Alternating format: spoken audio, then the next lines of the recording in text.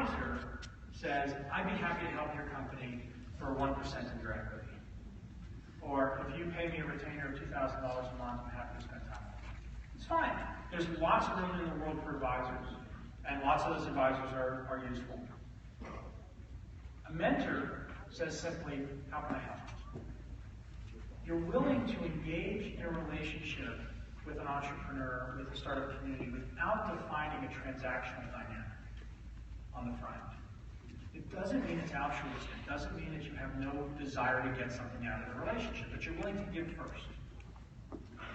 If you give first, what happens is you get the whole startup community behaving this way. You get an enormous amount of energy into the system of people trying to help other people in the startup community with whatever's going on. And it gets the flywheel of the startup community moving very, very fast. My own experience, comporting myself this way in business for the last 20 years, is that what comes back to you is often orders of magnitude more than you put in. But you don't know from whom, or where, or in what currency, or what magnitude it's going to come back at. So you put this energy into the startup community with the expectation that you'll get something back, but not clarity on what that's going to be from when, from whom. And that's the essence of give first. If you take this notion of inclusivity to the extreme and combine it with this idea of give first, you get this very, very powerful construct where there's a lot of people trying to help the entrepreneurs without trying to pull something out of it first. And what that does is it gets the startup community really accelerated. The fourth principle is this notion of having activities and events that engage the entrepreneurial stack on a continual basis. If you remember my comment a few minutes ago about Boise and the Entrepreneur of the Year events, they're good things to have. They're fun celebrations, but that's what they are. They're celebrations. What you really want in your startup community is people doing entrepreneurship. And for those of you that run incubators or accelerators, have co-working spaces, you're seeing it all day long, and you're already engaging that way. But you want to engage in it more broadly than just your organization. So Techstars would be a good example of an activity, an event that over 90 days, this mentor-driven accelerator model, engages a number of people, not just the entrepreneurs, but the mentors and investors in the act of entrepreneurship.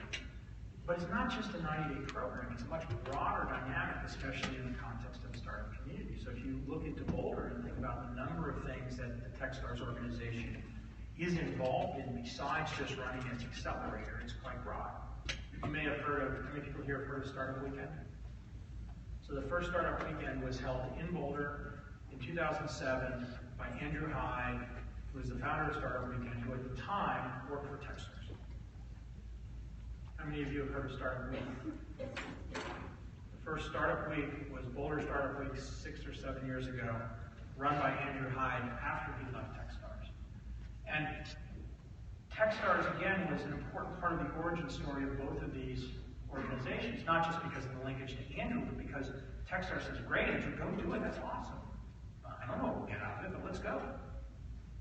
And you extend that geographically, it could have been, Startup Weekend, oh, this is a Boulder thing. If you want to do a Startup Weekend, you got to come to Boulder. Well, today, through Up Global and Startup Weekend's all around the world. And it's, a very simple view of let's make this an easy way for entrepreneurs or people who are interested in entrepreneurship to engage in entrepreneurship that has low consequences but high impact over a weekend. How many of you have had Startup Weekends in your cities? Lots of them, right? How many of you have had, nobody, I don't know if you'll raise your hand or not. How many people view Startup Weekend as a positive force? I was going to say negative force for the universe, but, right? Good positive force. There's lots and lots of things like that to do, but that's what I mean by activities and events, things that actually engage people in entrepreneurship.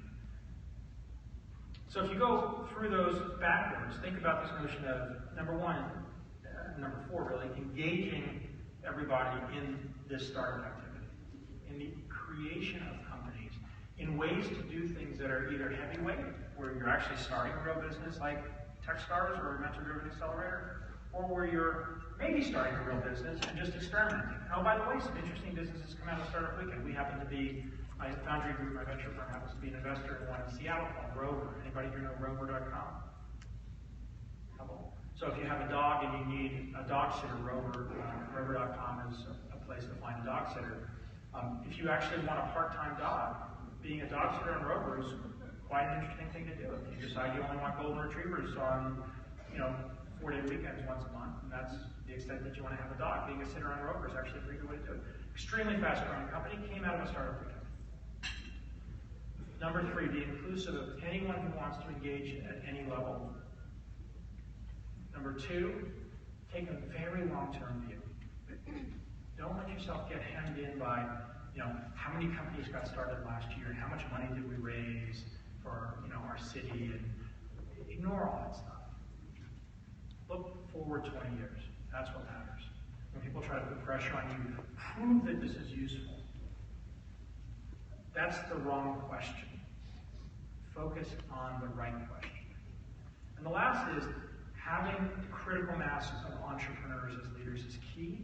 And a common question is, well, we're not the entrepreneurs, we're a feeder, so how do we help do that? The answer is multifold, multifaceted. One is shine a bright light on the entrepreneurs you got.